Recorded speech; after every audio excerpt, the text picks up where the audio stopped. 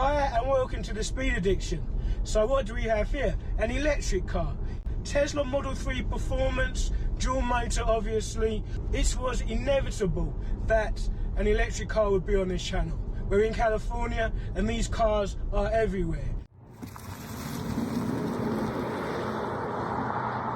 Wow, so straight away, the acceleration is instantaneous. There's no drama whatsoever. It just fires off down that road. It's rapid. The Model 3 Performance is the high-performance version of the Tesla Model 3. It costs $63,440 US. It can go from 0 to 60 miles per hour in 3.5 seconds and has a top speed of 165 miles per hour. It has dual electric motors, an 82 kilowatt battery and a range of 315 miles when fully charged. The Model 3 Performance is extremely efficient. It's rated at 29 kilowatts per hour per 100 miles travelled. It's a fantastic car, but in stock form, in my opinion, it doesn't handle as well as the most accomplished sports sedans. HP Autosport have improved this car with some aftermarket modifications, so I'm hoping that this is the ultimate Model 3 Performance. Hi and welcome to the Speed Addiction. So today we have a Tesla Model 3 Performance, but it's been upgraded. The owner of the car has addressed some of the flaws in this car, mainly suspension and braking, and I'm thinking it's going to be pretty good. So I'm going to introduce you to the owner and he's going to tell you about all the modifications he's done. This is Harold with HP Autosport. This is my 2021 Tesla Model 3 Performance. I've done some upgrades to it. I've done took the coilovers off, did MCS two-way non-reservoir with Swiss springs. It's a more of a street build, so it's not excessive as far as the spring rate goes. Did the two-piece front rotors. They're slightly thicker than the factory. Factory's 355 by 25. These are 355 by 28. Two-piece, but yet they're half a pound lighter. Did the rears as well. Same size, but those are actually 3 pounds lighter. So a little bit of unsprung mass and rotational mass taken away. And that's the same for the wheels as well. They're obviously smaller. Correct. The wheels are 18 by 9.5 versus the factory 20s. Tires are much wider. They're 265s. Square setup. Square setup. I didn't want to go too extreme. I know you can stuff in 295s, but that's going to take away the efficiency of the vehicle, right? The owner, Harold, here has focused primarily on suspension upgrades. So we have MCS coilovers, we have upgraded brakes, we have additional camber, we have stiffer anti-roll bars, sway bars. So I'm expecting to have an improved performing car here. So I drove a Model 3 Performance previously about a year ago, and the car accelerated like a missile, no doubt about that. But after 2 repeated high-speed stops, the brakes were on fire, which in my opinion is not acceptable for a car that is marketed as a performance car. I also felt that the handling was a bit sloppy. Yes, it did have that low center of gravity because the battery sits down low, but it just felt sloppy in the turns, in the corners. It didn't feel precise.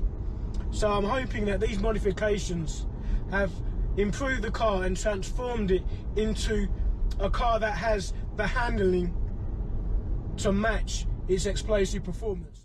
As we go into a corner now, there's an uphill corner now, and the steering response is immediate. Turning is really quick. It's possibly the fastest turning I've ever experienced in a street car. It's really good.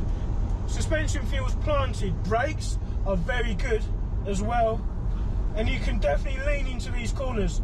Four-wheel drive helps a lot. There is a tiny bit of body roll here, and I can definitely feel the weight of the vehicle. It kind of bounces up and down a bit when you really lean into it, but it's still good. It still feels extremely tight and secure. And again, I'm just punching out of this corner here. No traction problems whatsoever, and just relentless acceleration. This road is pretty good, pretty curvy. We felt a little slide then it going offline, but not much, but that's probably because of the bumps and the tyres are a little cold. But it feels really, really nice. It is worthy now of being called a performance car. I do have the Unplugged Performance front upper adjustable arms, just to add a degree of caster to give me the additional camber gain as I turn the wheel, and just add a touch of camber.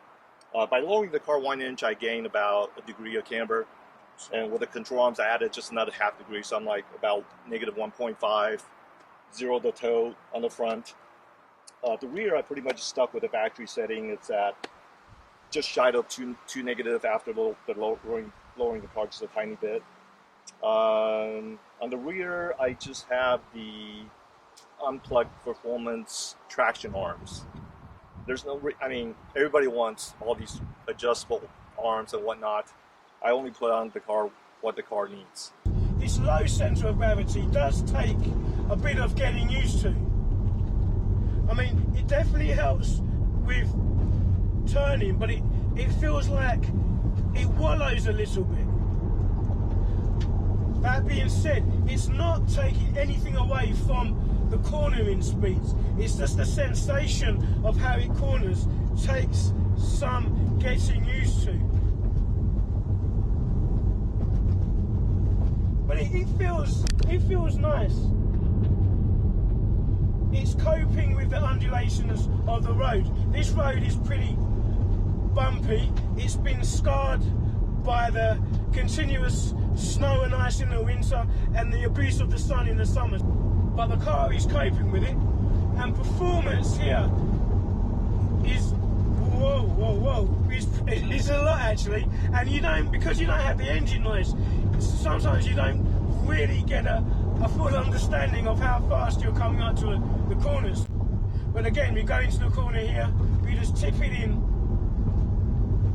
The front of the car turns in nicely, but what you feel is a slight wallowing underneath you. But this car is definitely fast.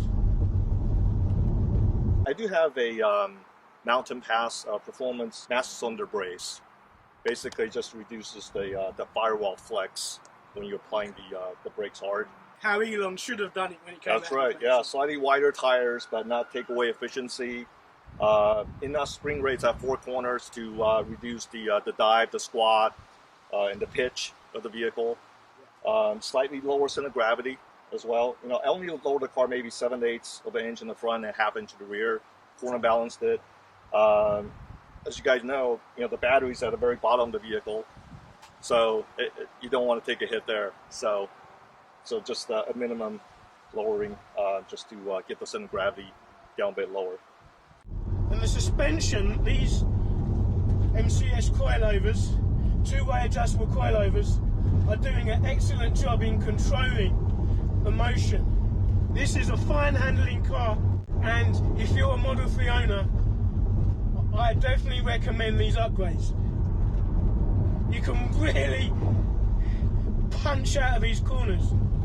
Okay, there's no inertia in the powertrain at all. The second you touch the accelerator, there is instant acceleration and instant torque. And this is why these cars are, in many cases, so much faster than cars with the internal combustion engine. On top end, not so much, apart from if you're in a Plaid, which is next level craziness. But, the Model 3 Performance and the Model S, they don't have as much top end as the equivalent gasoline powered car. But for a street driven car, especially in America where you're not traveling at autobahn speeds, anything up to 100 miles an hour, these cars are very, very hard to beat. must say, I like this car. I am enjoying it a lot.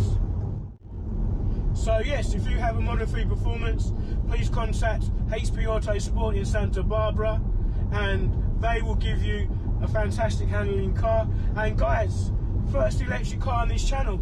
I'm hoping to review some more, only the fast ones, because this is the speed edition, of course. But please give this a thumbs up, like it, subscribe, and please, I appreciate your support, and stay tuned for more episodes of the speed edition. See you guys soon.